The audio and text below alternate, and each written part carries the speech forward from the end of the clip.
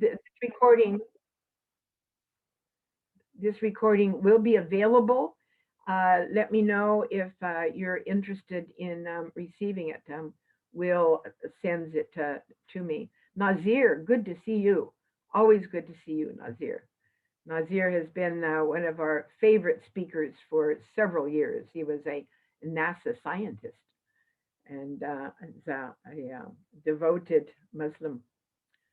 So welcome once again to you adventurers and explorers of life's big questions. It's an exciting adventure to be able to look at the possibilities for the journey that we have. And I welcome the newcomers that we hopefully will continue to be with us. I do send out a notification list, a notification every month. We've got 4 more programs left. Thank you also to Susie Cole, who is the president of the Interfaith Council, and to, of course, the 3 other committee members. Sunshine, good to see you from Tahoe, huh? Too bad. and Channing Miller and Ruth Ahern. Thank you also to Sam Richards of the Rossmore News, who does just such an excellent job of putting our announcements in each month in the Rossmore News. He really seems to enjoy doing that. And I believe his photographer is called Jay. So as we seek answers to our big questions on the purpose of life, it is well and good to sit around and talk about the purpose of life as kind of a philosophic exercise, kind of an entertainment for the mind. However, life's circumstances, as you well know, may take over and bring us face to face with the practical realities of the moment. How do we then, when intellectually hovering over this question about the purpose of life, how do we get our heart involved? How do we get our whole selves involved towards solving the human problem of the moment? We're not only just mind trying to understand and find the answers. We must include our heart. So I'm reminded of the time I found an old tattered baseball, and the skin was kind of coming off from the baseball, and I thought, gosh, I wonder what's inside of a baseball. So with great effort, I tore the skin off from the baseball, and then lo and behold, it looks like there's millions of rubber bands. Well, I kept taking these rubber bands off, and finally, I don't know how, let me know if you've ever done this. It was quite thrilling. After, tons of rubber bands, I got down to the very center of the rubber ball, the core, the heart of the baseball, without which, if it didn't have this rubber ball inside, it wouldn't be able to fly very far. So likewise, the solutions to life's practical problems will not fly very far without involving the heart. At this time, I'd like to present Pastor Dan Sturdevant, the pastor for the Tice Valley United Methodist Church in Rossmore. Reverend Dan Sturdevant, a preacher's grandkid, was born and raised in Fort Worth, Texas. And I might also add that Dan's mother, Deborah Sturdevant, is with us today. How sweet is that? Dan graduated from the University of California in Boulder with a BFA in theater arts and a minor in English. Attended seminar at Pacific School of Religion in Berkeley. Before entering the ministry, he spent 10 years in Los Angeles pursuing a living as an actor. Now, I could sort of see, you're shaking your head, Dan, I can sort of see how, some training as an actor could really illuminate some of the things that a pastor needs to do. So maybe you'll show us some of your talent. He was in a couple of films, a national commercial, and a smattering of appearances on episodic TV. The work Dan is prouder of came in the theater, including a run with the Colorado Shakespeare Festival. For a Protestant minister, Dan's pastoral preoccupations are even less typical than his background. He's concerned less with theology than with anthropology, which is the human longing to experience the divine and the many lengths we'll go to seek it. He figures we're too limited to know much about God. But if we ask the right question, we might come to know ourselves. As St. Paul says, even as we have been fully known. Dan has pastored United Methodist churches across the East Bay for the last 24 years. You don't look that old, Dan. Though he never set out to do so, he's become adept at helping small churches find new life, and he is now the pastor, maybe I said this, of the Rossmore United Methodist Church here in Rossmore. So Dan, I'll turn it over to you, and we will listen with our hearts and our minds. Well, I hope you don't go to sleep. Sarah, thank you, and Will, thank you, and Interfaith Council, thank you, and all of you all who have taken the time this afternoon to show up. I really, really appreciate it, and I hope that I make it worth your while. I'll say one thing. I'm a United Methodist. I've been a United Methodist since birth, except for 20 years when God led me into atheism, but I'll explain more about that in a minute. But I don't know that I'm really a very good representative of Christianity because I don't really know anymore exactly what Christianity is. It has splintered and fragmented into so many different forms, many of which I have no doubt Jesus would not approve of. But there it is. And of course, my Christianity is not really typical. It's not typical of United Methodists or Protestants. I should also say I've been profoundly influenced by Roman Catholic spirituality, Orthodox Christianity, spirituality, and spirituality from other traditions and cultures. And I have been astonished, I'm not so surprised anymore, at how similar all these mystical traditions really are. And they all seem to understand the same thing and seek to set up practices so that they can achieve the same thing. And so before I get into the background that I'm going to have to lead you through in order to tee up what it is that I want to say, and I'm going to try and say everything from a distinctly Christian perspective, or at least using things that Christians are accustomed to talking about. But before that, let me just give you this to chew on, because it really informs a lot of why I think we're here and what our purpose is. And this is from Julian of Norwich, who was a 14th century mystic, and she was the first woman to write and publish a book in English. Julian of Norwich says in her main work is Revelations of Divine Love. And this is from chapter 47. And it says, the soul has two duties.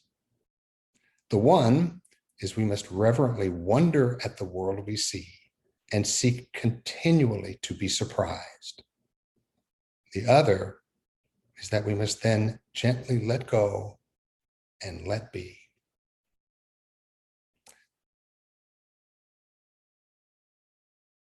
So chew on that while I lead you through this. So again, I've been asked to speak from a Christian perspective, which is a really difficult thing to do. I mentioned that at a certain point, God led me into atheism, and I really do look at it that way. Principled, intellectual, ethical, critical, Judeo-Christian atheism, which is, I guess, what you could say was the kind of atheist I was. It's a great tradition and one that I continue to have a lot of respect for. so long as its adherents and practitioners aren't too self-righteous about it and disdainful of religious folk, as they sometimes tend to be. And the reason I say God led me into atheism is because it caused me to step back and to put the claims of Christianity I had learned to the smell test. And it didn't always smell very good to me. I tested, the credibility against other arguments. And this is something that I continue to do as, more or less rigorously as I always have. And I think it's healthy to do so. So, but in the main, and I don't admit this to my parishioners, and some of my parishioners were here today, so we've got to keep this between us. I think of myself as an agnostic.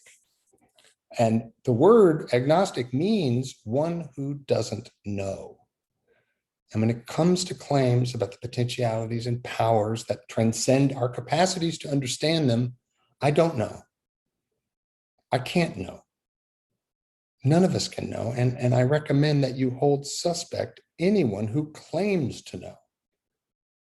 We can't know much about God. We can, however, know a little bit about how we respond to God. And so that's kind of where I'm limiting my focus.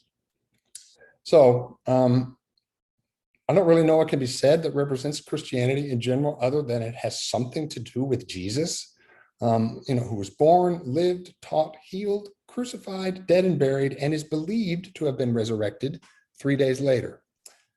But today, as I mentioned, Christianity has taken so many forms and it's splintered into so many shards, prompted not by who Jesus was or what he taught, or even by the biblical tradition, but by what the given believer wants to believe and to serve his or her own interests. I see that everywhere, and I'm sure many of you do too. Much of it is appalling, and I feel sure that many of you all think the same. So, and I think it was appalling to Jesus. There's a line in Woody Allen's movie, I think it was, Hannah and Her Sisters, where Max von Sydow, who plays this curmudgeonly artist, he's been watching TV and he's been watching televangelists. And when his wife comes home, he says to her, "I've been watching the evangelists. And I have to say, if Jesus knew what was being said in his name in these days, he would never stop throwing up." And I believe that. I really do. Okay, so I tell all of this to you just to locate myself within the tradition, and just to let you know I may not be really all that qualified as to speak for Christianity. But here we go. Oh, and by the way, I should say, so why am I a Christian? Given my experience of all the other traditions that I've looked into, well, I'm a Christian not because Christianity is any better or worse than any other religious or spiritual tradition. I'm a Christian because I know all the hymns. So, okay. So now I'm going to take a run at this. The question, what is the purpose of human life, or why are we here? Using elements of the Christian tradition, as I said, or Christian narrative, but I'm going to move in a direction that I doubt you'll expect. And I want to caution you from the beginning not to get too hung up on the truth value of what I'm saying, may have happened at the dawn of Christianity. For you will, for very good reasons, doubt what I have to say, or at least find it hard to believe. So I caution you, don't get too hung up on that. I want you rather to think through with me the implications if what I am about to propose is true, okay? So in other words, just indulge me here for a bit, for the sake of answering our question.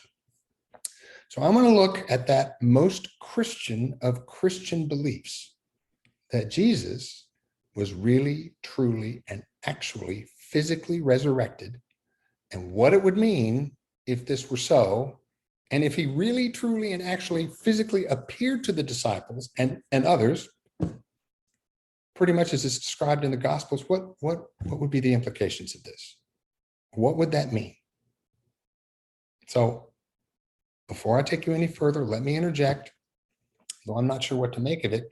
It has to be significant that the central, crucial, foundational claim that Christianity makes and that its most important holiday, Easter, observes Jesus' resurrection, is something that, based on my experience and what I can tell, almost no one believes in.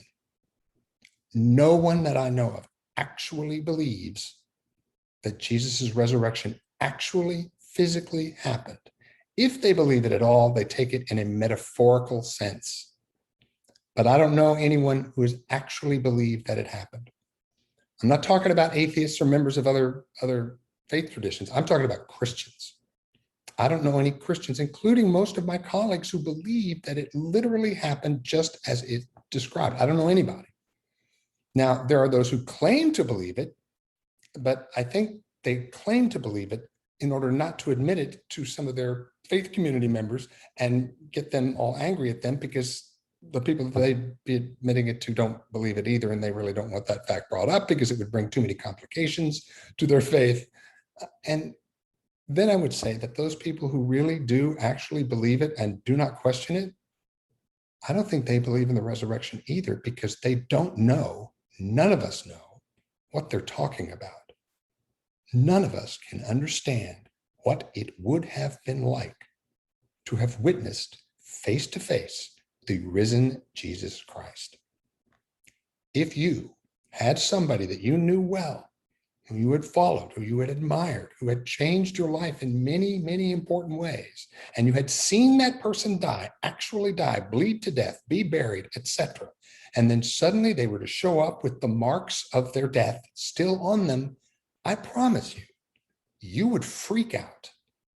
It would change your life so unutterably. You would never be the same. We can't even imagine what it would be like, but suffice it to say, it would freak you out. You would never look at anything the same. Okay. Now, again, I caution you, remember, I just indulge me here, and let's think about what would be true if what I'm saying were the case. All right. Now, what leads me to ponder what an extreme and incomprehensible event Jesus' resurrection would have been is likewise the thing that leads me to think that it very well might have happened, and might have happened pretty much as the Gospels describe. Now, there is a known and multiply attested historical record about what happened to the first Christians. In other words, what happened after the resurrection, what happened to the apostles, what happened to the early church. We know what happened here, not just what's recorded in the Bible. There is simply no way the early Christian movement ever could have gotten going, ever could have even gotten out of the batter's box, given all of the forces that were arrayed against it, chief among them being the ubiquity of the Roman Empire, the very authoritarian Roman Empire that allowed Judaism, but they weren't going to take any exceptions to that. There is just no way that Christianity could have survived or could have formed the movement that it formed unless the leaders were filled with some kind of basically incomprehensible drive, motivation, power. It just would not have happened. The other thing is that all of the apostles, all of the people who wrote about Jesus's resurrection, including stuff that's not in the Bible, all of them believed that Jesus was really, truly resurrected. Not all of them witnessed witnessed the risen Jesus, but many of them at least knew someone who had. But they all believed it. And all of the explanations that we have come up with over the recent years as to explain how it is that they could have believed this, none of them hold any water, none have any explanatory power.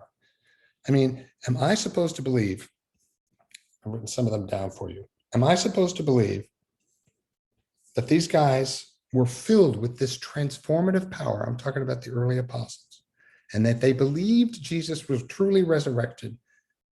Is it because they all of them had an extraordinarily vivid, communally shared, grief-born hallucination, which is one of the explanations I've heard?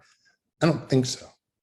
Was it wishful thinking that all of them, were able to engage in some kind of confirmation bias that took hold of this whole community and propelled them as it did? I don't think so. I mean, it seems to me that given the facts that we know that are the case about the early church, the explanation that will explain what happened best is, y'all know what Occam's razor is? The idea that the most likely explanation is the one that is simplest and most direct. The simplest and most direct explanation that carries the most power for what actually happened in the early church is simply the one that the Gospels describe, or pretty close to it. Jesus rose, they saw him. Okay, if you've granted me that much, where am I going with this? If you grant me the premise that Jesus might have actually been truly resurrected, what follows? What follows from that? Is it the usual Christian claims for resurrection? In other words, that it proved that God raised Jesus up to crown him King of Kings and Lord of Lords? I don't think so. History shows pretty conclusively that's not the case. Was it to prove that he was the one and only Messiah? That doesn't fit the smell test, or does it pass the smell test? Is it that Jesus's resurrection defeated death? That is often claimed. I don't think so. I mean, it may have defeated Jesus's own death, but not permanently. And it certainly didn't defeat the death of the apostles, as their, grisly demises make really clear. None of these claims that Christianity has made for the meaning of resurrection and what it accomplished, none of them make any sense. Okay, now, I get myself organized here. All these explanations for what the resurrection would have meant, if you grant me that the resurrection actually happened as it was described in the Gospels, none of them have very much to say about what the experience of being faced with the risen Jesus would have been like for the disciples, sufficiently to have been transformed into who they became. So let's follow this through. What would Peter, James, John, Thomas, Mary Magdalene, and last of all, as one untimely born, Paul, Saul of Tarsus, who was so knocked off his mule by seeing the risen Christ that he changed his name, they would know, when Jesus was before them, they would know that right before their eyes, God had unclenched the forces of nature, and he had sent Jesus back, not as a ghost, not as an angel, not as a vision, but incarnate, with a kind of life that transcends death because of how much life is still in it. What then did they see in his at first unrecognizable, but then unmistakable face? What did they confront in the shock of this, yes, this is really happening moment? Because I'm sure at first they had to, slap themselves, shake their heads. And remember, they would know that Jesus did not raise himself up. They would know that God did this. They would know that this is not something that happens all the time or ever. They would know that this is an extraordinary anomaly in history and that God was doing it. And moreover, that God was doing it to them. God was doing this. God was using this moment, this moment of brute necessity overthrown in this offering of justice that was more just and in mercy more merciful than anything else could ever have imparted to them. God touched them. God confided in them personally and directly. He was saying, I call God he because it's just easier than messing with the pronouns, and that's what the Bible says. I don't necessarily believe God. In fact, I don't believe God is gendered in any way. But God was unmistakably saying, he was saying to those disciples, you matter. You matter profoundly. You matter to me and this man, Jesus, looking at you, that I have raised up before you. He matters to me. He is the one who loved you, and I encourage you, I urge you, I dare you to follow him to the end and to do as he asked, to love one another as he has loved you. This, among other things, are the things that would have occurred to them. And beyond that, it's mostly unimaginable, because you and I just cannot comprehend or imagine even what it would be like. I mean, as I said, it would freak you out. It would wake you up.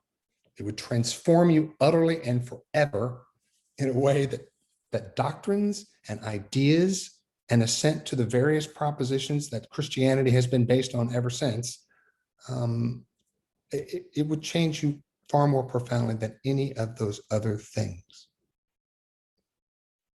Now,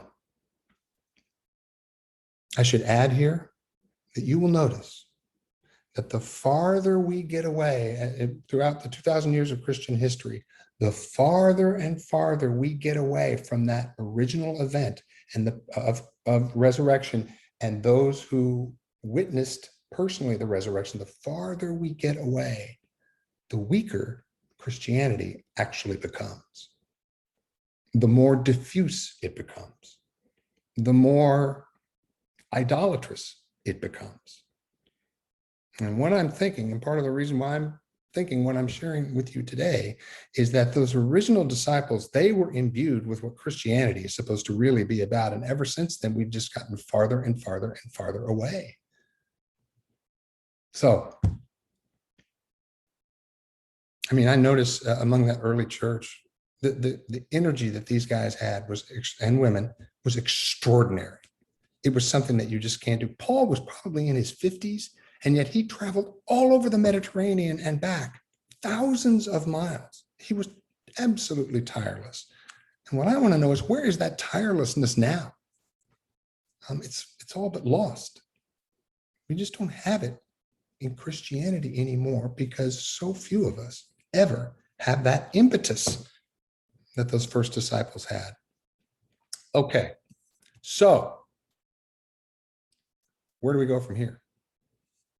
What are we supposed to learn from this? What about what's the purpose of our lives? Why are we here? Well, what I'm taking from this, in trying to imagine my way into the minds of those disciples who witnessed Jesus, was that they were directly touched by the power that is greater than us.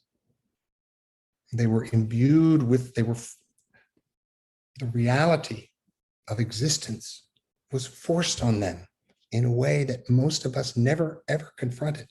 The importance, the gift of being alive. These guys and women, they were up close and personally touched by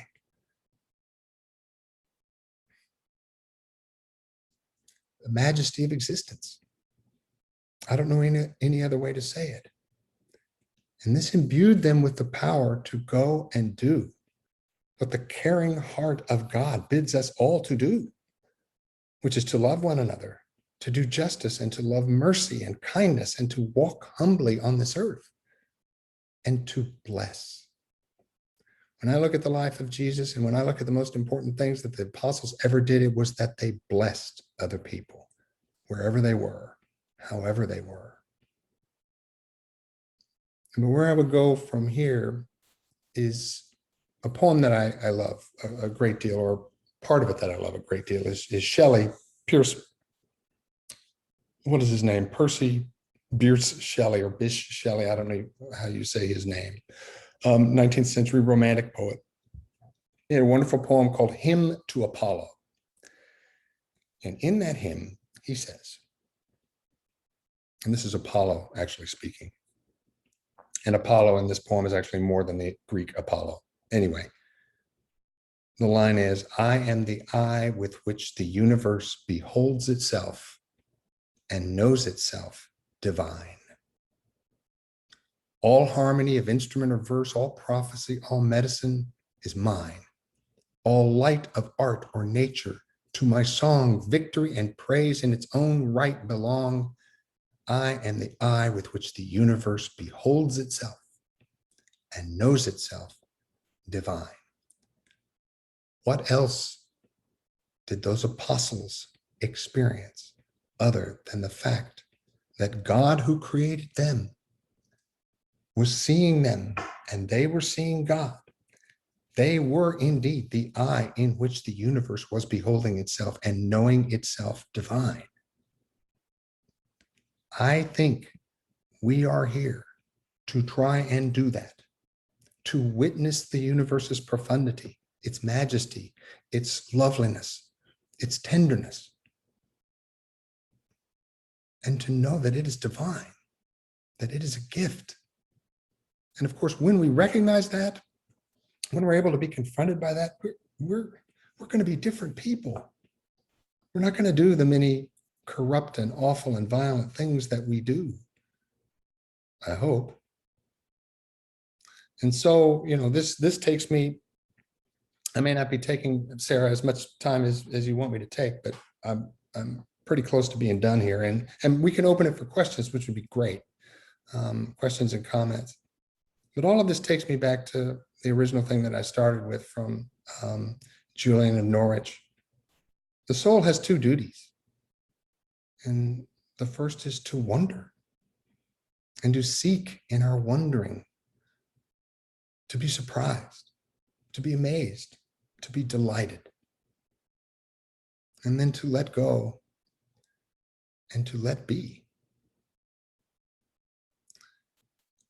And not that really anything needs to be added to that, but I would say that the basic Christian message as to why we are here, what the purpose of our lives is, it has to do with we are called to trust in the goodness of God inherent in all things, to trust utterly, totally, such that no bad thing that ever happens to us, and bad things will happen to us all the time, to trust nevertheless in the goodness of God in creation, because simply being alive is it is the gift. And nothing, not even the worst suffering, can take that gift away. So I'd best stop here before I start to say silly or unrelated things. Anyway, thank you, everybody, for listening, and let's discuss. And by the way, I bring all of this stuff up. These are just my musings. I don't really make any claims for the truth value of them. I don't know if Jesus was resurrected or not. How can I? I wasn't there, and I didn't talk to anybody who was there. So, yeah. So, Sarah, I turn it back over to you. Thank you so much, Dan. It's certainly what I think could be called a provocative sharing. And I have many thoughts that went on. I would love to hear the thoughts or the questions or the perturbations. Is that a word? Perturbation? Why do I try to use words that I can't even say? I don't know. It's so much fun to use big words. It is. But your talk, I think, goes deeply into us. And it certainly did for me. And I don't want to take too much time to share right now. I will later. But right now, I would love to hear any other thoughts or questions or comments from you folks who have just witnessed a most seductive sharing.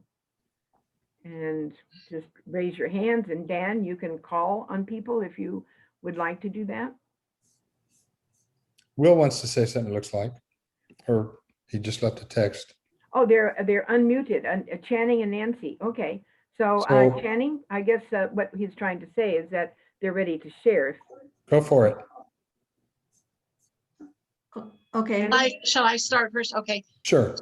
Oh, Dan, first of all, thank you so much. I love the emotion as the context for your belief, not your head, not your intellect, not theology. I love your sense of wonder, and I love your ability to express that. And that's what touched my heart. It really did, because I believe in Jesus the way you described him, not as some forms of Christianity, present you with the dogma. Mm-hmm. And so I love this quote in the end. I think it could serve for all religions, that we're here to trust the goodness of God in all things. That's the bottom line for my belief system. Yeah. And I'm an interfaith minister. So I minister to all people, all religions. And so thank you so much. Thank you, Channing. Yeah, that's great. I should add, one of the things that I love about Jesus is that Jesus didn't care what you believed. He did not care. What he cared about was what you needed. He was moved by human need, not by human belief, and certainly not by doctrine. So anyway, Nancy. Yes. Well, I was sitting in an art gallery in Vienna, and absorbing the artwork, and it struck me that the piercing of Jesus was on the right side. And wait, which side's the heart on? Anyway, it's the wrong side. I can't. Anyway, no, that was on the right side. Okay, and then I looked at all the other, what the other artists' interpretations were, and it was always on the wrong side. It wasn't at the heart.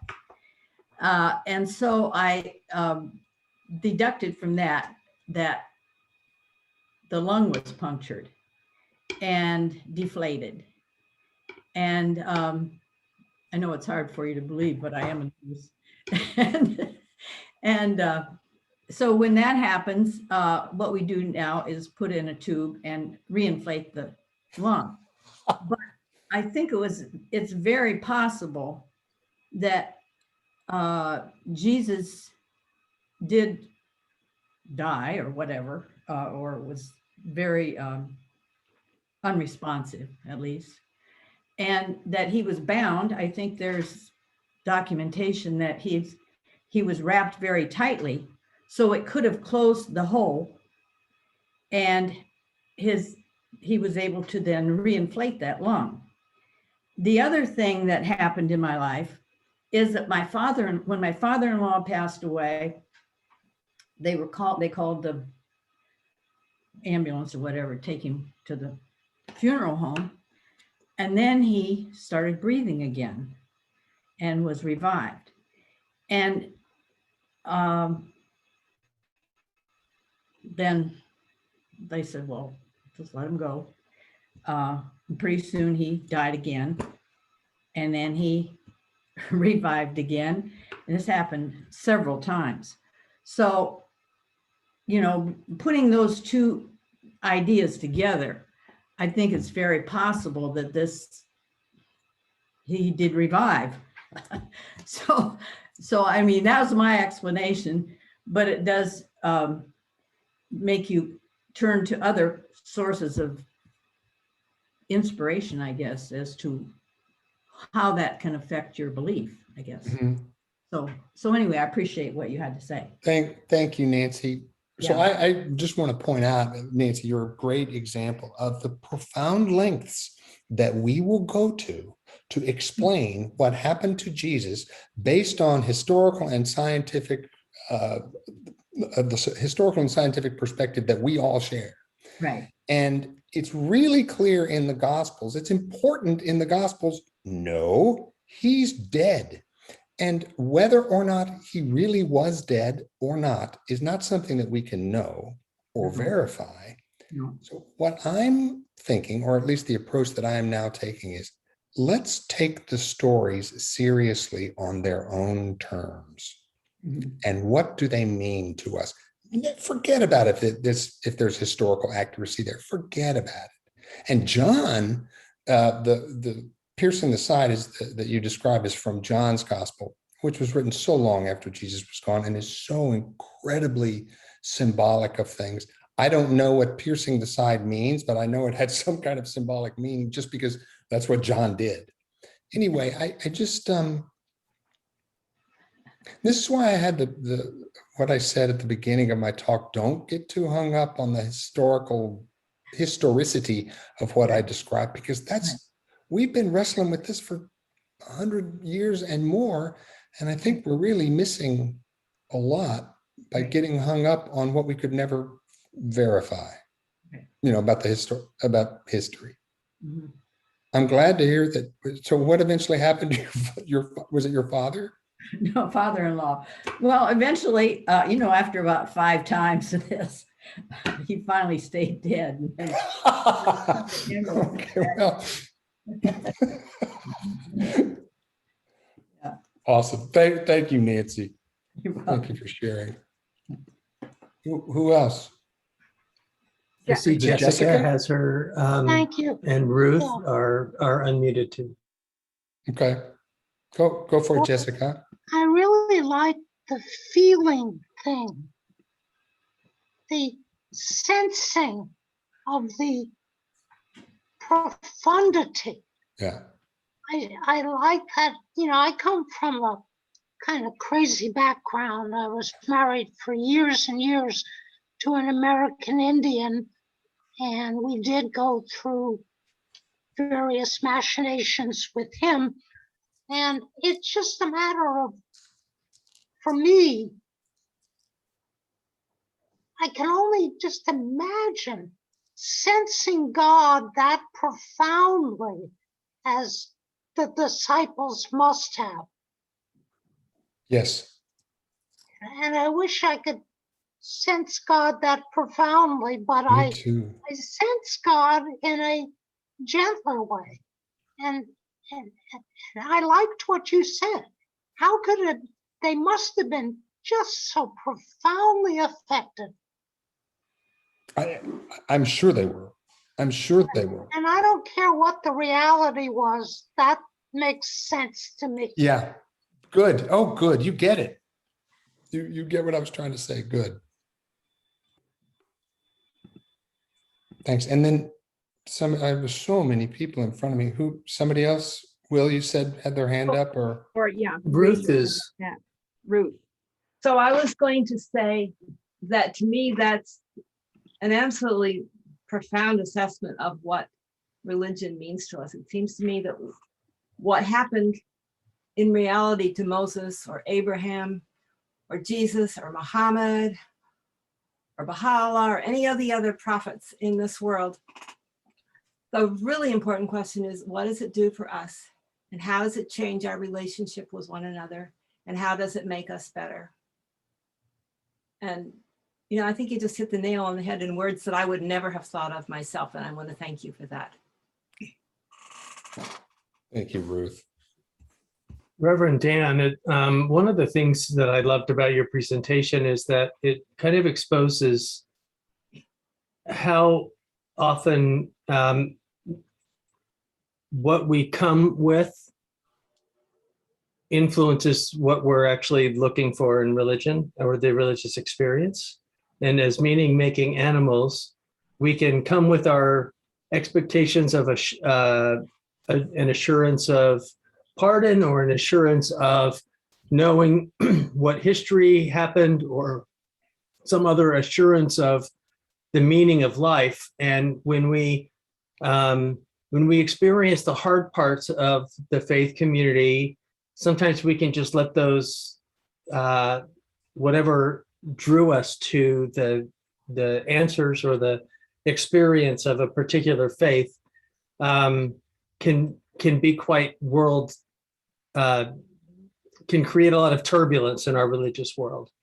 And so some folks are looking for the answers, and they're looking for a Bible answer man as a pastor.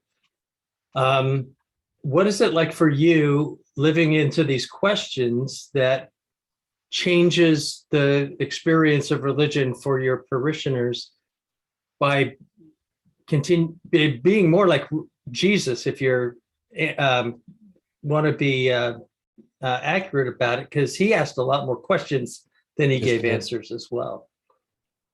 Yeah, So like how is that posture of living into the questions helping for postmodern Christians that you may come into contact with?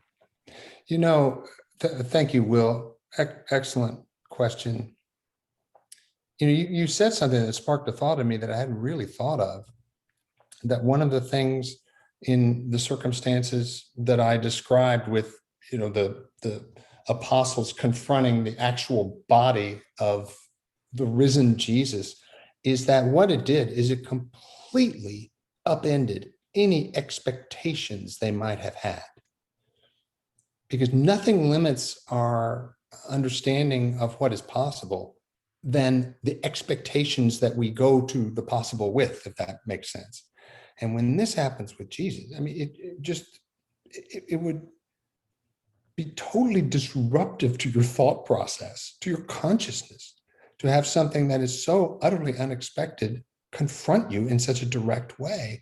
And so to take that and kind of answer the question that you asked me, what do I take from this into my life as a person of faith and as a pastor? I try to encounter everybody as openly and as unjudgmentally and as free of expectations as I can possibly muster, realizing or holding the belief that I am being given, as I encounter every person, a really unique opportunity to see something I've never seen before, to witness a gift of God that I've never witnessed before. And I believe, it's a matter of faith, that God is present in each, and that God is a creation of, a gift of.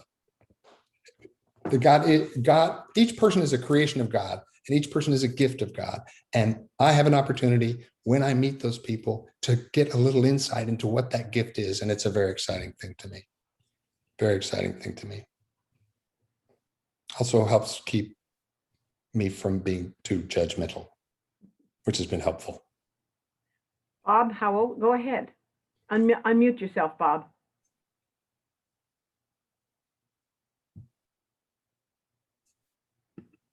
Bob Howell is a minister of the United Church of Christ. Trying to. Here it there is. goes. Okay. It's unmuted. Thank you, Dan, for a wonderful presentation. Dan, it does leave me with a concern that I'd like to have you work on a bit.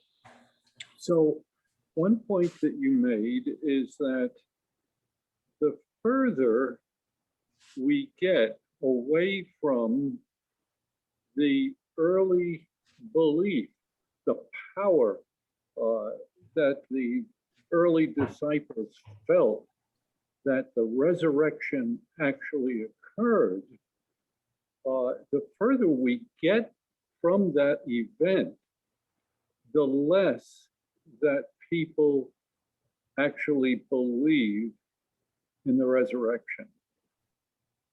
And that belief in the resurrection is a power that leads people to the purpose in life that you so clearly define: to do justice, to love kindness, to show the love of God.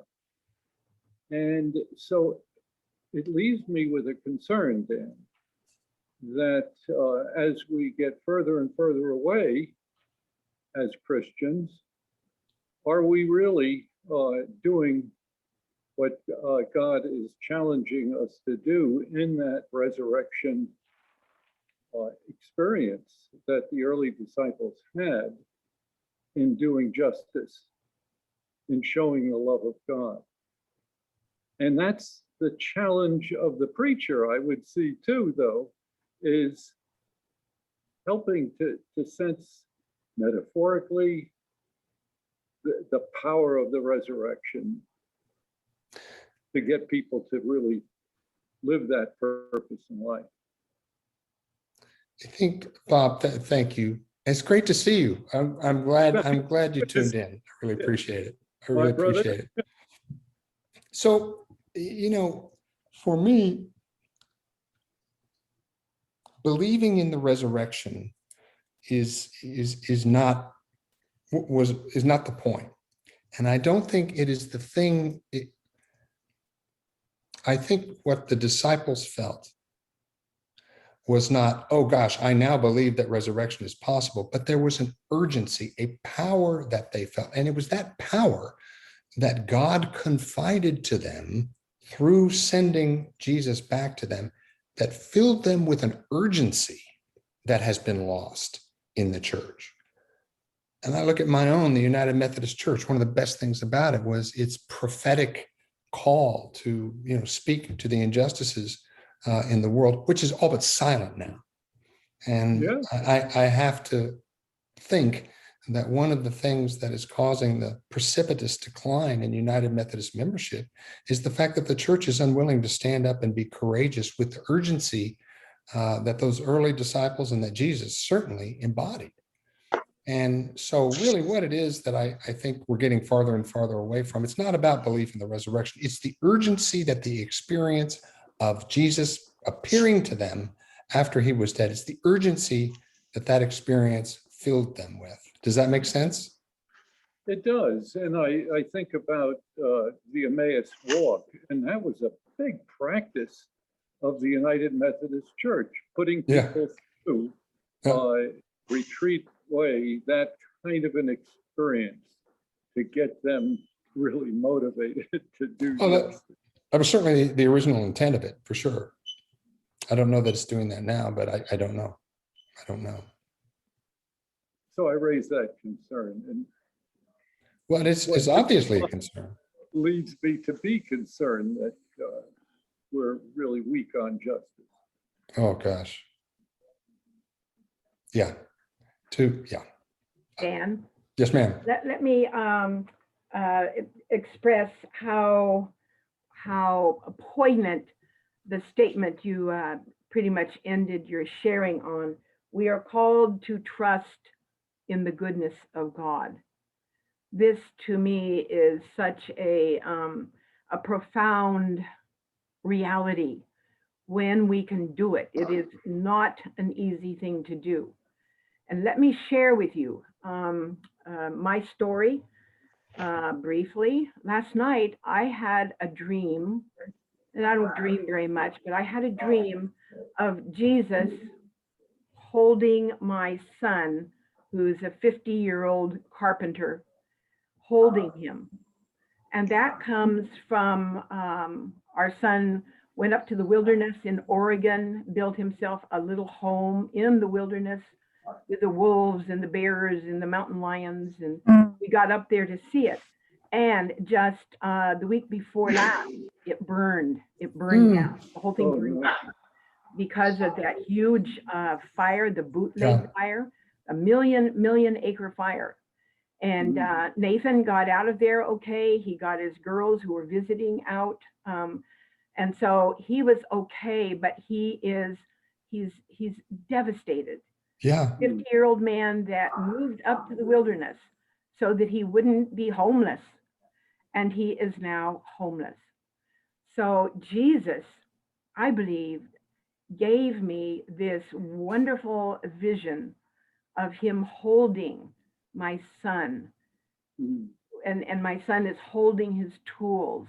And Jesus is literally holding Nathan up. And if Jesus didn't hold him up, Nathan would just crumble. And so to me, what's really relevant is believing in the goodness of God. So out of this chaos that he and hundreds of other people up there in the fires have gone through, out of this chaos, I must believe that Jesus and God and all of the angels will make the phoenix rise again. That out of tragedy, as many of us know, comes the glorious beauty. Even if we die, Yeah. to me, that is what is so important. is that Jesus showed that even when he died, he came back to life. And I do believe that he came back to life. So that's my sharing. And thank you so much for the heart.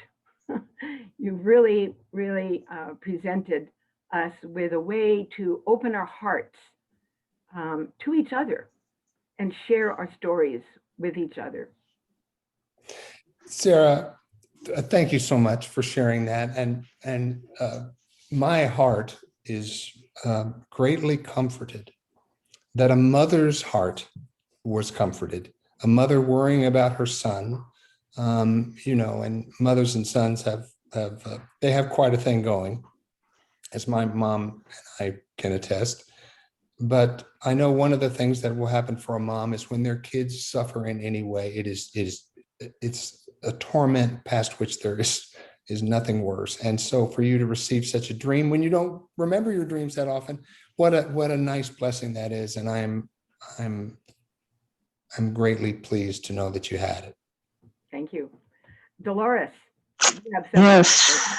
Yes, thank you. Hi, thank you, Dan, for, wow, really opening up a lot of ideas in my head. I really, really appreciate it. And a thought occurred to me that, and I hope I can express it. When Jesus died on the cross, he did not have a lot of followers at that time. He didn't have a lot of people who were there to pick up the message from God, this message of Jesus, and deliver it to the people.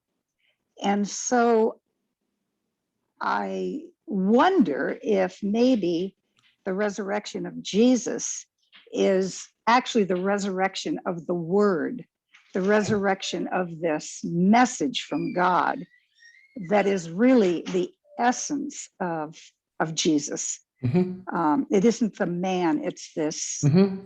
This message of love that humanity needs. So that's kind of on my mind. So thank you, Dan. You're welcome. I will comment on that, Dolores. He didn't have, actually he did have followers. They just all betrayed him. That's all, but they came back. And for whatever reason, they came back. And I find the end of Mark's gospel very moving, because the last words that we know were written, it goes on in your Bible, but those are not actually genuine or authentic to the original manuscripts of Mark. The last thing is that the two women who had come to the tomb to find Jesus, and they didn't find him there, they ran away and said nothing to anyone, for they were afraid. And that's how the gospel ends. And which leads you to think, whoa, how does this message get out there? I mean, who else has seen all of these things that Jesus has done? And the point that I think Mark is making is, you've seen it. You have been the one who has read this. You must go out and you must carry this message further, because if you don't, who? I can't help but think that's the thing that Mark is wanting to leave us with. So. Thank you, Dan. Gloria? Sunshine? I want to thank you, Dan, also with everybody else. First of all, I think you're a very courageous person to bring up some of these most basic ideas that go with Christ and the resurrection. What keeps ringing through my mind is God so loved the world that he gave his only begotten son. And for me, I agree with you, whether the resurrection happened exactly as the Bible wants to say it or not. The point I get from it is that there is no death.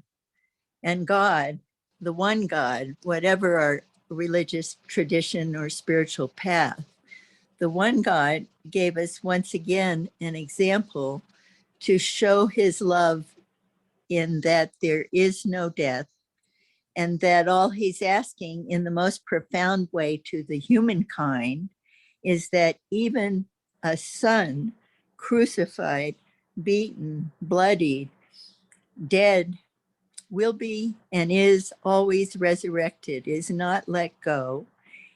And so when you ask and say to trust in the goodness of God, that even with all the chaos and all the mess, that trust is that God is always with us. And it is a leap of faith. It's a choice. Everything everybody said, including myself, it's our choice, what we believe, and that's what we're given. And so I really admire you for taking such a different tract from what I've heard to reach others and your parishioners. And I'm glad I know you even through our soul companions. Yes, yes, better. Sunshine. It's good to see you. I figured I was going to see you today, so that's good. Yeah. That's good. Your face makes me smile. Hey, so let me put a challenge to you. I don't think that the point of the resurrection is that there is no death. There is death, as we all know. I mean, but Physical. let me finish. Mhm. Death, the death that occurs to us, and we don't know what happens afterwards. We don't. But the point that I'm taking, and the point of trusting the goodness of God in all situations, is that death cannot take away what matters most about your life. Death can't do that. You live, and in some respect, you will always live. You've been here. You have put your mark on this universe, and that will abide. But death is a very real thing. I feel it in my joints when I get up in the morning. You know what I'm saying? I mean, but living with it, trusting God despite it, that to me is the challenge. That to me is the challenge. But in the end, I don't that much disagree with you. I'm just making conversation. That's okay. And Dan, I think it raises another question for those of us that are Protestant. I've been trying to put the protest back into Protestantism for some years here.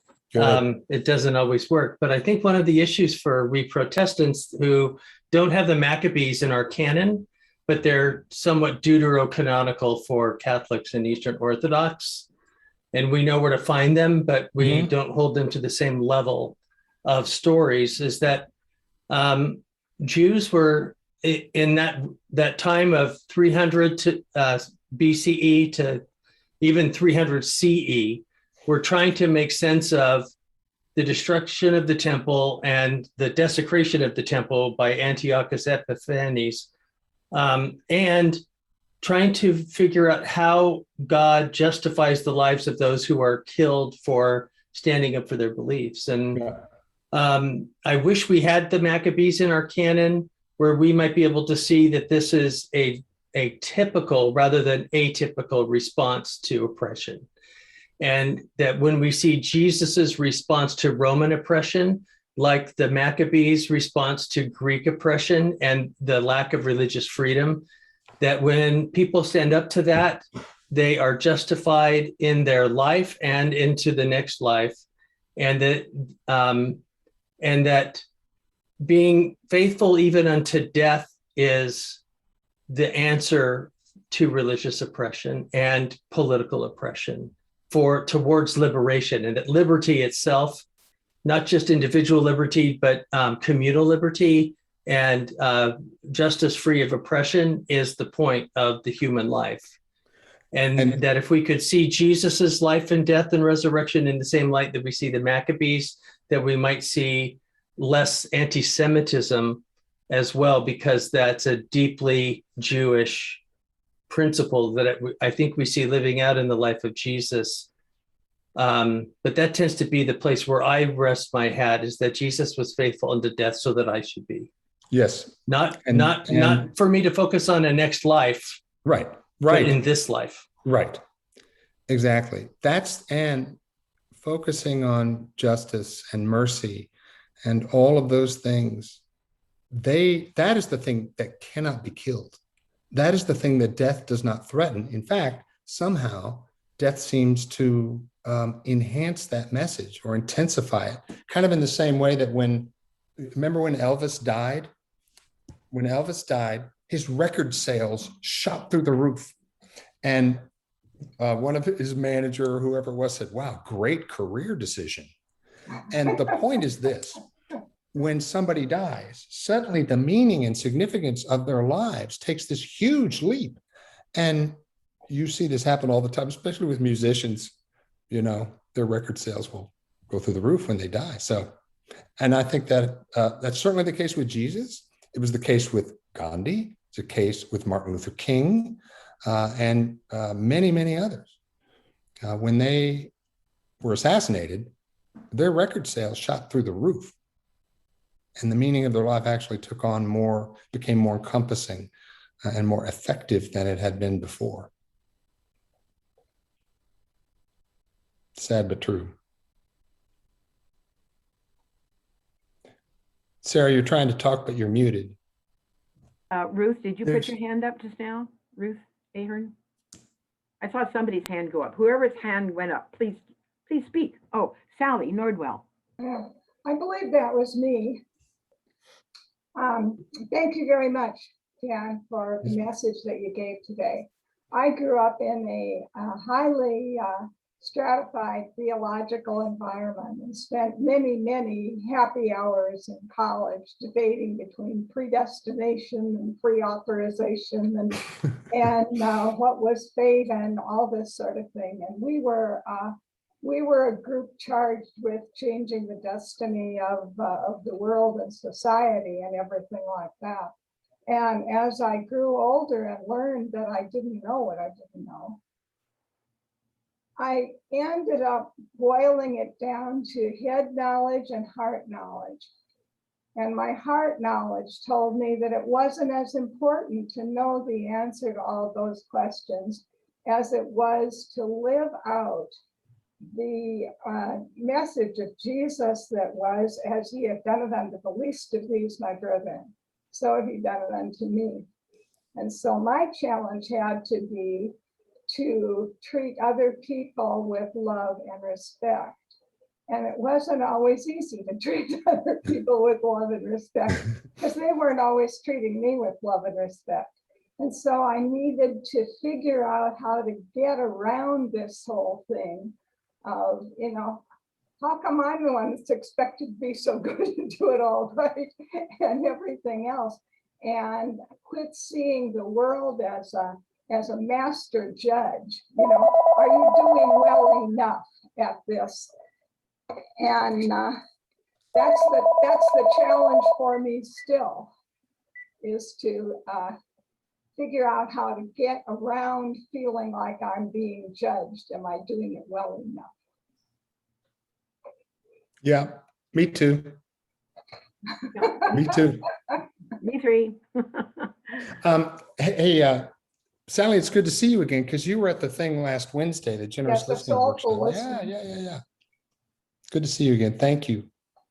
So Reza, would you like to talk? Yes. Thank you, Sarah, for gathering everyone. It's a blessing, and Reverend Dan so articulately and beautifully touched in such an important and in-depth question, and it's just amazing. I'm so elevated, you know, just hearing your talks. And in Sufism, in which I have learned, there is a statement by the Sufi mystic that it comes from the Prophet of Islam. You shall be you. Dan, I can see that you have gone an enormous journey to be who you are. And that's a pleasure. It's a blessing for who you are and how you have delegated these main and important issues, and coming to the questions of to wonder and surprise and to let go and to be. and how beautifully to trust. I mean, if we do not do that, what else is there? It's like the physician that was on a wheelchair. I don't recall his name. He passed away not too long ago. I was watching, through the internet that he's so involved and he's so in depth with the physics and the knowledge of this physics. He came along and said, I am going to find out what is this life is all about. What is God? I'm sure, most of you have been heard about it. And after months, he came back and he said, it was an accident. I mean, what you presented today is so meaningful, so elevating, so lovely, and so energetic, to wonder is, that's, in Islam, we say, Kunte kenzan makhfiyan. God said, what is the creation is about? He's saying or teaching, I was a jewel hidden and I wanted to explore. Yeah. And all mystics, Rumi, Oh, and yeah. all, he says he wanted to explore with his love. And that's the wonder. Now the point is, which you pinpointing at it and pinpointing at it and pinpointing at it, to trust. That trust is like I'm seeing you right there, right now, on the television, on a monitor, and I do trust you are there. Now, if I don't see you, if somebody else says that Reverend Dan is there, I'm just hearing it. So there is a difference between seeing and hearing. That is one of the teachers in Islam. He says the difference between truth and falsehood is 4 fingers. Yeah. And he puts it right in between his eyes and his ears. He says, if you see, it's the truth. If you hear it, it's not, or it may be, may not. So it kind of boils down how to trust is mainly to see. And in Sufism teaches that you need to see. He's so merciful and he's so available to every one of us. And he has given to all of us that jewel that we have to, each person personally, encounter and see and talk to him through that light that is hidden within us, discover it. And that's the journey for every one of us, which you have been pinpointing at so beautifully.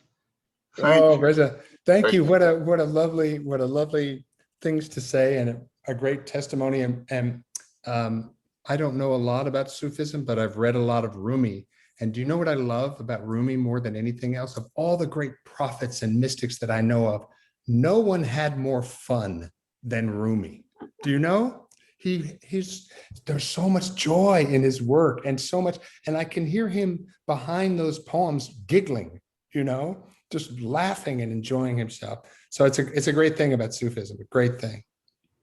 So one more statement, since you just mentioned about how joyful Rumi was, but which has kind of captured me. Says, when I get up in the morning, I am so elevated that I want to go and broom the surface of oceans. Wow. And that's before coffee. Yeah. That's awesome, Reza. Thank Thank you. you so much. Wow. Blessings to you, sir. Thank you. Thank you. So we have still about 15 minutes for people to share their experiences, their questions. You can unmute yourself if you want to share, or just raise your hand.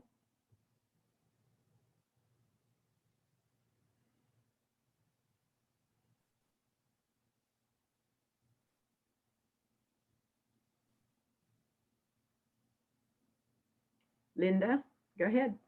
I'm still sort of absorbing what, is it Reza just said? Because that really touched me, so I sort of don't want to talk, but thank you very much. Thank you. And I really appreciate your divergence from Christianity and your deep questioning, and your coming back to Christianity in a way that serves you in your uniqueness and authenticity. And I was particularly touched by the quote that you started with. And is it short enough that you could possibly say it again? And Absolutely.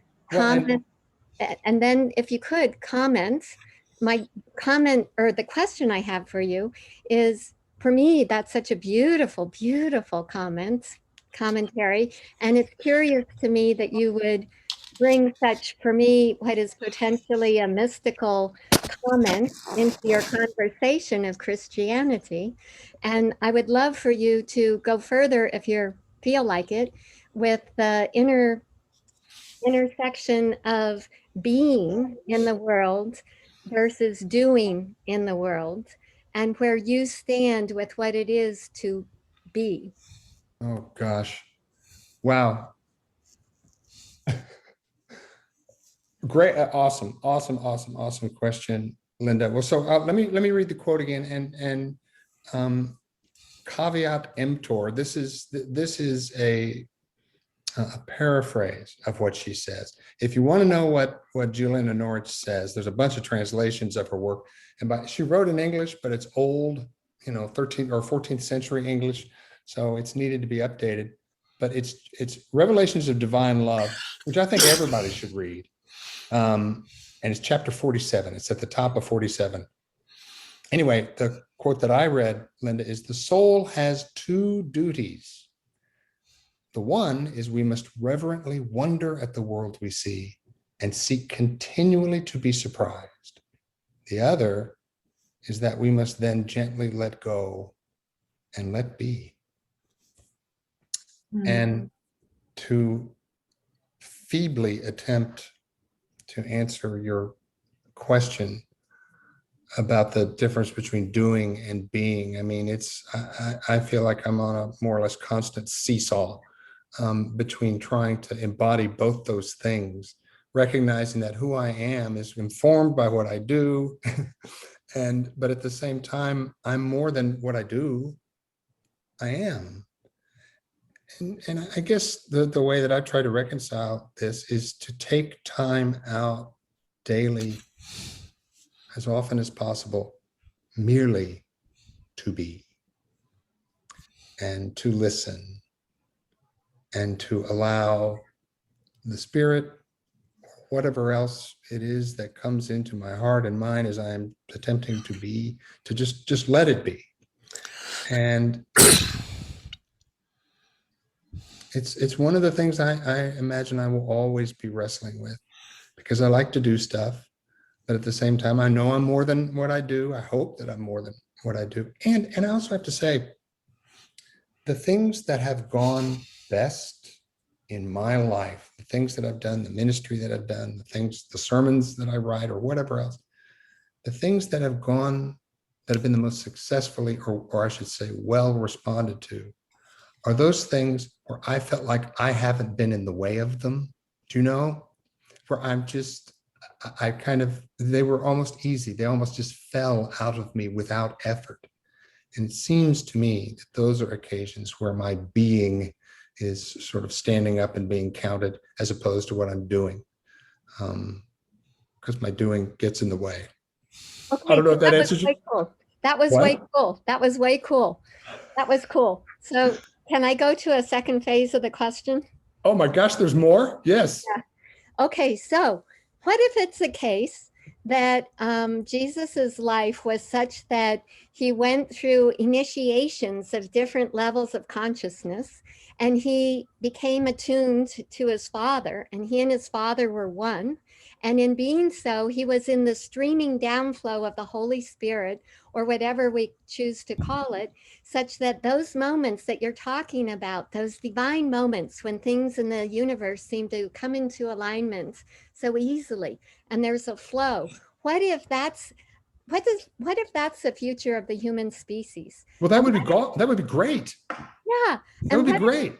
What if Jesus was here to like show that he was able to become one with the Father, and he gave up enough of his self that he allowed himself to be in alignment with his Father's will, and then through that he was in the flow all the time.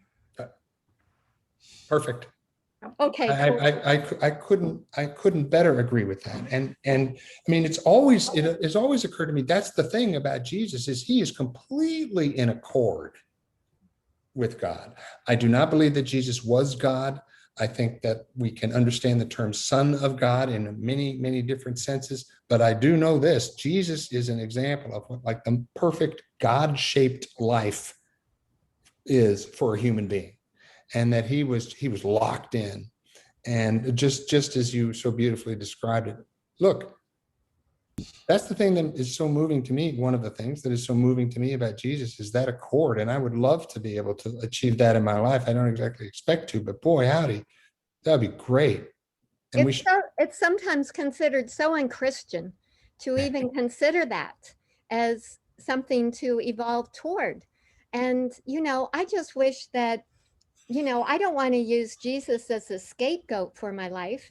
I want to use Jesus as the example for my life. Yeah, well, I think that's Christian. And I think, the founder of the Methodist movement, John Wesley, was an Anglican priest in the 18th century. He said, that the whole point of the Christian life and of following Jesus is to move on to perfection, as he called it. And what he meant by that was not whatever else perfection means, but perfection in love, which is another way of saying being in perfect tune and accord with God's love. I mean, that's the point. That's what we're all in this for. So I think what you're saying is incredibly Christian, though many may disagree. It sounds to me like Christianity, pure and simple. Thank you. Thank you for being here. Thank you. That was very healing. Thank you. Good. Robert Sieben, go ahead. Yeah, I had major problems getting connected through my computer errors. I tried for an hour, and I would love to get a copy of your first part, Dan. I understand it is recorded. Is it possible to get a copy of that? Yes, Will sends me a copy of what he records, and I will send that to you, Robert. I'll make a note to send that to you. It might be tomorrow before it comes through, but Will usually sends it within an hour after the program is over. So we'll send that. I'll send that to you, Robert. Sarah, if you wouldn't mind sending that to me, I'd appreciate it. Yes. Because I'd love to know what I've said. Yeah, right. Well, yay for spontaneity, which is was something that I really appreciated. Sarah? Yes. So Will, yeah, hi. So Will, I'm just asking you, are you still posting the recordings on the Interfaith Council's website? It's on the Interfaith Council's YouTube channel. There is a link on our website, but if you go to the channel to YouTube and you just look up Interfaith Council of Contra Costa County, you'll find our channel, and it'll be the last updated recording to be shared today. And thank you so much, Will, for just sending it directly to me, because I have trouble doing that. I shouldn't, but I do. So we've just got a few minutes left. Are there any other hot thoughts that would like to be expressed by this wonderful group of people? It's just so I think exciting. Laura Sanchez has her self-unmuted. Oh, Laura, yeah. did you have a question? Go ahead. Yes. I think Jesus was showing us that all of us people are capable of expressing God's love and God's will and God's nature. We're created that way. And I think it's important for us to recognize that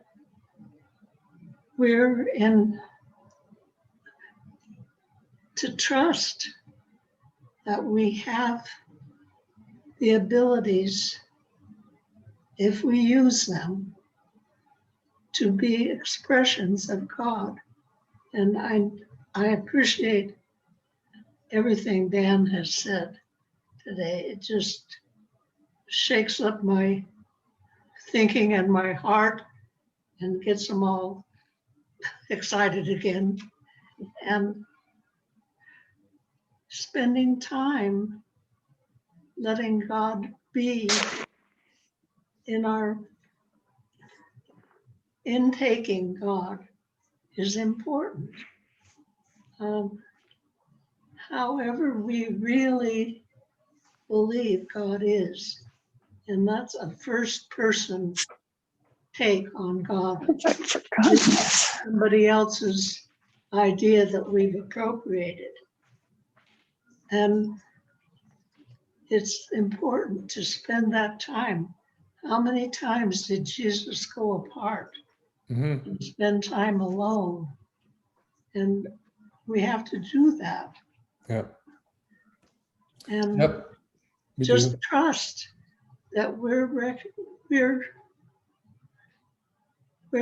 pieces of God here on earth, in the universe, contributing our peace and our love and our sense of justice. And we may be hated for it. We may be put in jail. We may be killed because of our protest at times, as Will was talking about the importance of protests at times. Jesus was protesting the Jewish authorities and the Roman authorities. And we can expect to not be approved of all the time. Yeah, Jesus. Thank you. Thank you, Laura. Thank you so much for coming. Well, Jesus was at some pains to make sure everybody knew, look, if you follow what I'm teaching, you're going to find trouble. Yes. And you're going to suffer. And that's been the case. And most of us think if we follow Jesus, everything's going to be okay. Yeah. Not necessarily. No. Probably it won't be okay. That's right. That's absolutely right. You know, when I don't know if I could even track the train of thought that has led me to this, and this might be a place to Sarah, even to close. You know, we have the leisure and the privilege of asking this question: why are we here?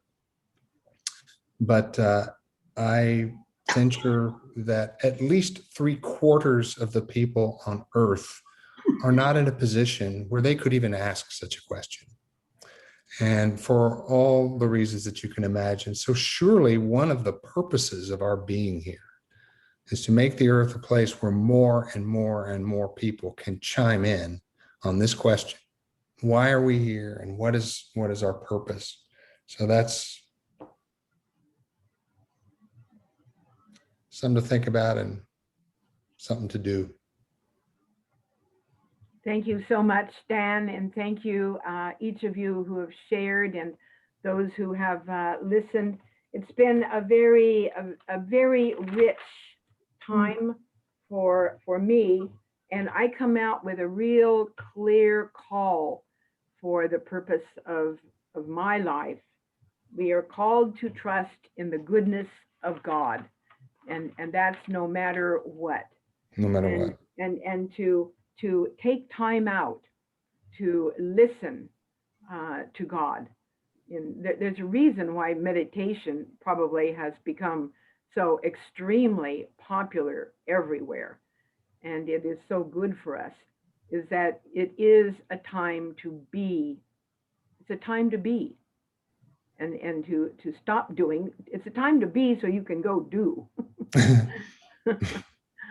So thank you so much, Reverend Pastor Dan.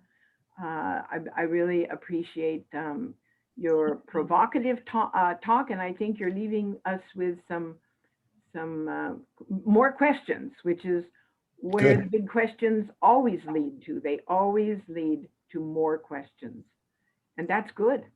Very good. That keeps us thinking and active. So thank you.